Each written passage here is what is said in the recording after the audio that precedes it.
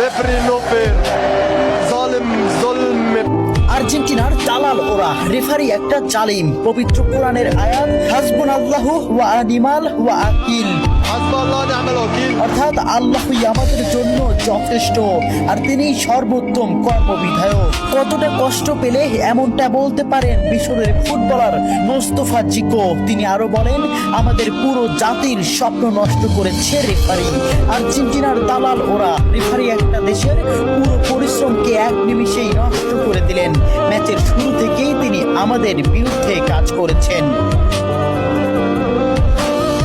চোখের জলকে সঙ্গে করে আটালান্টার সবুজ ঘাসে পড়ে থাকেন মিশরের স্বপ্নবাজরা। 3-2 গোলে শেষ তাদের বিশ্বকাপের যাত্রা। ম্যাচে ফ্রাসোয়া ল্যাটিসিয়া রেফারি হিসেবে দায়িত্ব পালন করেন। মিশরের একটি গোল বাতিলের পাশাপাশি ম্যাচের শেষ মুহূর্তে মোহাম্মদ সালার একটি ট্যাকেলও এড়িয়ে যান তিনি।